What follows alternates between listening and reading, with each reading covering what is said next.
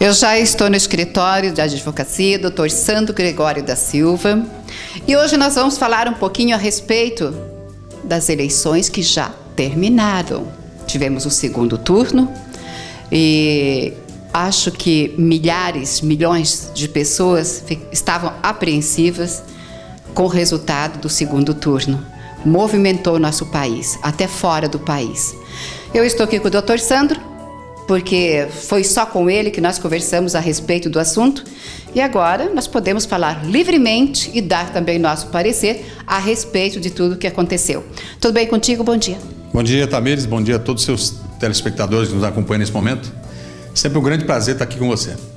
Nós que agradecemos, sempre à sua disposição, sempre que a gente precisou, o senhor está aí disponível para a gente. Ele arruma um jeitinho na agenda dele, que está bem sempre cheia, mas estamos aqui para levar informações para muitos. Com certeza, eu acho que é um momento importante e fundamental, é um divisor de águas na história do Brasil. Realmente nós tivemos uma eleição de uma expectativa muito grande, né? De um grupo político que governava o Brasil por 16 anos, e esse grupo foi rompido de uma forma interessante, que deve ser observada, num candidato de um partido muito pequeno, né? Sem recursos financeiros, né? Sem grandes grupos políticos que o cercavam. Enfim, foi uma campanha mais de voluntariado do povo brasileiro, que queria de qualquer forma tirar esse grupo que estava há 16 anos no poder, né? Liderado pelo Partido dos Trabalhadores, que efetivamente depois foi para o segundo turno, né? Teve uma grande votação, mas que o dia 28, né? Colocou por terra as pretensões de projeto de poder desse grupo político do PT que vinha há tantos anos aí no país. Então aí renasceu as esperanças no setor produtivo, enfim, nas famílias, nos trabalhadores, nos operários, enfim, toda a população de Moarama. É uma eleição mesmo que fica registrado como uma eleição que vencida pelo povo brasileiro, pelo empenho do povo trabalhador brasileiro, que quis uma mudança e que foi conquistada essa mudança de um candidato muito polêmico, né? O Jair Bolsonaro, que se elegeu presidente da República, que durante o processo eleitoral ainda sofreu um ataque de violência vergonhoso para a história política do Brasil. E grave. Porque um candidato a presidente liderando as pesquisas ser esfaqueado em plena rua e tirado do processo eleitoral, da campanha eleitoral naquele momento, é uma coisa inédita. Então tudo que aconteceu foi muito extraordinário, que culminou na eleição do Jair Bolsonaro, que foi altamente positivo, né? Para a democracia brasileira. A democracia disse o seguinte: não precisa ter grandes grupos políticos, não precisa ter grandes partidos, não precisa ter grandes recursos financeiros para vencer uma eleição. Então acho que o debate, o discurso, o comprometimento, a expectativa e a esperança venceu essa barreira que se colocou no Brasil, né, por muitos anos, de que para ganhar uma eleição para presidente da República precisava de muitos recursos financeiros. Enfim, abre um novo canal de expectativa nas próximas eleições, de uma mudança efetiva do comportamento do eleitor, que eu acho que isso não tem preço para a democracia brasileira. Agora, você, no teu tempo de vivência, você já acompanhou um tipo de eleição, como aconteceu a nossa, com um candidato à presidência, e da forma que foi, praticamente fazendo a sua campanha só via internet?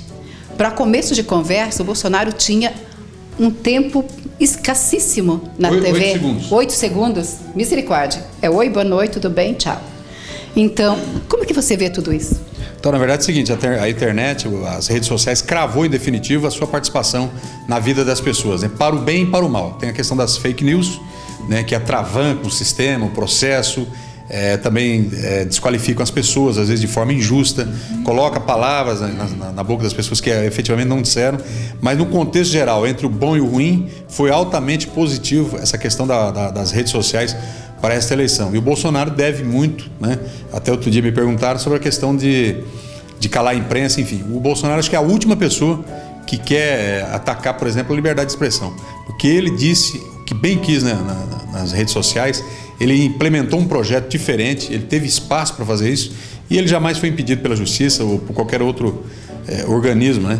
Então ele é a pessoa que deve valorizar mais, eu acho que vai prestigiar cada vez mais a questão da liberdade de expressão, mas liberdade de expressão daqueles órgãos de imprensa independentes, não aqueles que vivem pendurados no governo e querem tendenciar, né, a opinião pública.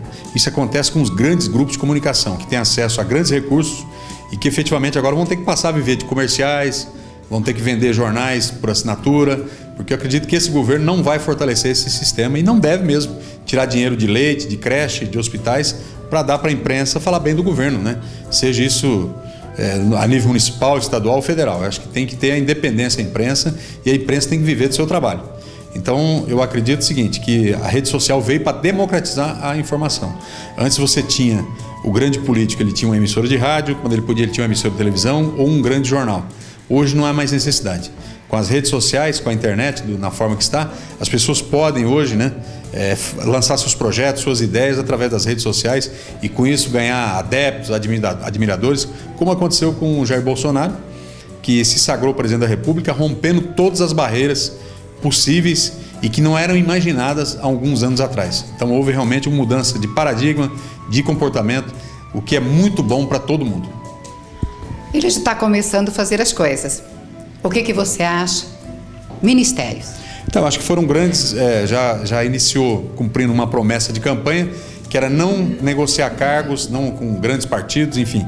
As primeiras reuniões deles não são com presidente de partidos, e ele de forma muito independente, muito autônoma da casa dele lá no Rio de Janeiro, ele tem feito a convocação, nomeação de ministros, já foi nomeado o ministro da Economia, que é o primeiro, Paulo Guedes, foi nomeado o chefe da Casa Civil, Onyx Lorenzoni, foi nomeado o Marcos Pontes, aquele astronauta para ciência e tecnologia, e a tacada de mestre final dele, final não, no meio, né, que é do Dr. Sérgio Moro, que é o juiz, para o ministro da Justiça, né, e Segurança Pública.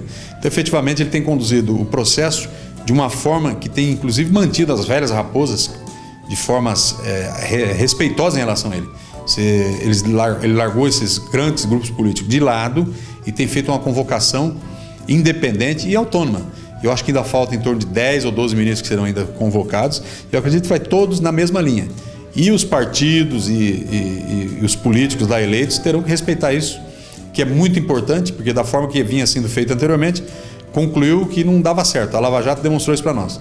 Então, acho que a expectativa do mercado, do setor produtivo, das pessoas também que estão desempregadas esperando uma oportunidade, do mercado financeiro é muito boa com relação a essas primeiras ações do presidente eleito Jair Bolsonaro.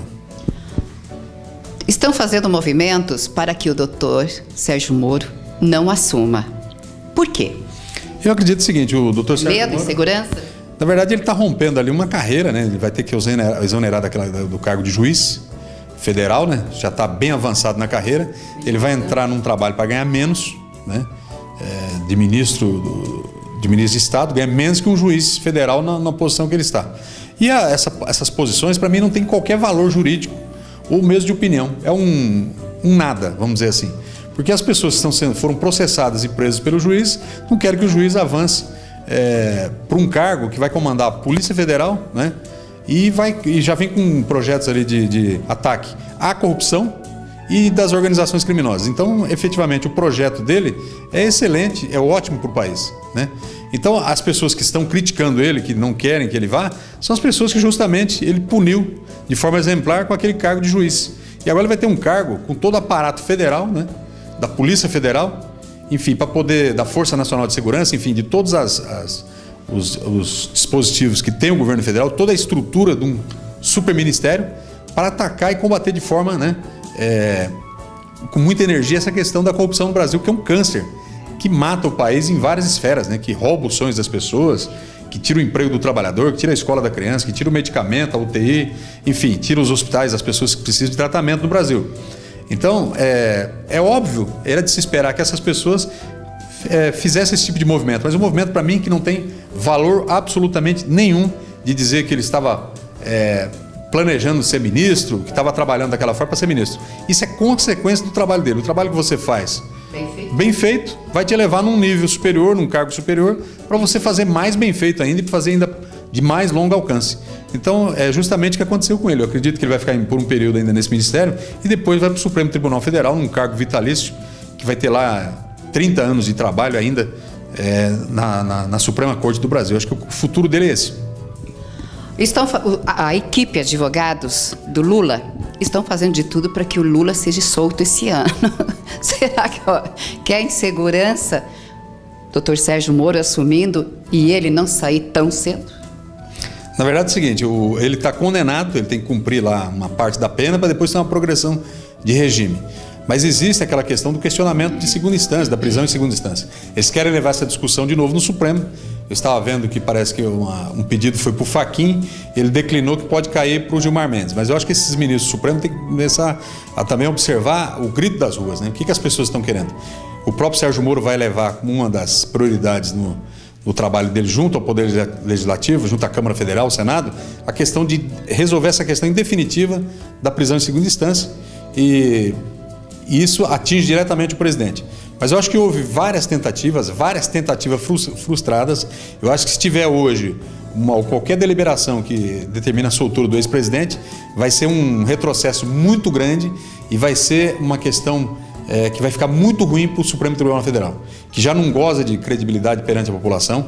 Ele é um tribunal de última instância, guardião da Constituição Federal, e ele deveria observar o grito também, o clamor popular, inclusive está na lei isso, para tomar suas decisões. Eu acho que eu tenho expectativa nisso, que não vai haver esse tipo de comportamento num período em que vive o Brasil, depois dessa mudança desse processo eleitoral agora do dia 28, né, em que elegeu um novo presidente, um outro tipo de política completamente diferente, algo que a população está com muita expectativa. Eu acho que seria um retrocesso enorme e que faria com que a Suprema Corte do Brasil perdesse ainda mais credibilidade do que já perdeu. Gilmar Mendes, ele é campeão para soltar, né? Quem foi preso, está preso, principalmente a Lava Jato. Por que ele é tão fácil assim? Ele tem um coração tão grande assim? Na verdade é o seguinte, o direito não é uma ciência exata, e os ministros, todos eles têm seu posicionamento, né? Ele tem um posicionamento de que a prisão é a última escala, né, de punição, e especialmente quando não existe ainda uma sentença com trânsito julgado. Então tem essa questão que chama muita atenção do rei do ônibus do Rio de Janeiro, que ele soltou mais de uma vez, né? Enfim, o governador Beto Richa agora está sendo questionado de novo. A questão do governador Beto Richa, inclusive a PGR entrou de novo, a Procuradoria-Geral da República, para que efetivamente ele não delibere mais a respeito desse processo. Eles estão pedindo a prisão do ex-governador ainda, mas é um posicionamento do ministro, e até que se prove o contrário, até que se prove que exista qualquer má-fé ou qualquer situação ilícita que induza os julgamentos desse ministro, nós devemos aceitar as decisões, porque decisões da justiça devem ser cumpridas e devem ser aceitas, né, e devem ser discutidas somente dentro do processo ou numa instância superior. Então, eu acho que é um estilo de julgamento dele que não é diferente do Marco Aurélio Mello, que também tem posicionamentos parecidos, e outros juízes, né? Mas efetivamente existem outras câmaras com outros juízes, outros ministros que têm outro tipo de posicionamento. Mas eu não quero acreditar que exista má-fé, né? Porque daí nós estaríamos um ataque à democracia, sem imaginar que um ministro do Supremo Tribunal Federal tenha que fazer uma decisão motivada por qualquer outra coisa, senão pela Constituição Federal. Sua mensagem final, doutor? Eu quero dizer para você o seguinte, que a expectativa é muito boa. Nós temos um ano de 2019 excelente, né, com alguns enfrentamentos duros que o novo presidente terá que fazer. Organizar a casa vai demorar. Organizar um país falido, né, com um déficit público de 6%, isso precisa ser corrigido, porque isso não sai à toa, tem um aumento da dívida pública gigantesco, agora já acena com a questão da reforma da Previdência. Eu acho que tem que ser reformada, mas ao ponto de que alguns privilégios devem ser cortados em alguns setores do setor público, né? Porque o trabalhador brasileiro chega aos 65 anos para se aposentar com a expectativa de vida no Brasil de 75. Mas nós sabemos que essa expectativa de vida de 75 não é em todo segmento. Os agricultores, as pessoas que trabalham, por exemplo, numa metalúrgica, enfim, na construção civil, não tem toda essa expectativa, pelo menos com qualidade. Pode até viver até mais que isso, mas não com qualidade. Então é preciso que a pessoa também tenha um tempo de descanso, né, que ele chegue numa idade ainda com tempo, ainda para aproveitar, realmente descansando, mas com qualidade, com saúde, para poder se alimentar, para poder fazer exercício, para poder ter algum tipo de lazer. Então espero que as pessoas observem isso, né, nessa reforma da Previdência, e que efetivamente tire os excessos, tire os privilégios. Esse é o primeiro projeto. E depois os demais projetos, esse do Dr. Sérgio Moro, de enfrentamento à corrupção. Espero que o Brasil tenha pleno êxito nessas pretensões de reforma política, administrativa, reforma fiscal, para que o Brasil possa crescer e para que ele pare de ser o país do futuro, porque o Brasil sempre foi o país do futuro, ele sempre ficou para depois. Ele tem que ser o país do presente, porque já perdemos gerações que não aproveitaram as riquezas que tem esse país, né, por questão de incompetência, por questão de corrupção dos nossos gestores públicos. E agora nós temos que viver o presente, um país justo, um país que promova, né, questões sociais, pague uma dívida pública para essas gerações que estão vivendo nesse momento agora. Minhas expectativas são as melhores para ter um ano maravilhoso aí, de muitas reformas e de muitas muitas coisas boas para acontecer para a nossa população tão sofrida. Essa é a minha esperança. Que Jesus te abençoe grandemente, tudo de bom para ti, doutor Sandro. A qualquer momento a gente volta com o doutor Sandro, porque eu falo, assuntos gerais é com ele mesmo. E nós gostamos de conversar com o doutor Sandro, porque ele está sempre bem atualizado com todos os assuntos. E o programa Nossa Casa precisa disso, de um bom assunto, aquilo que interessa a você. Até a próxima. Até a próxima, querida. Obrigado.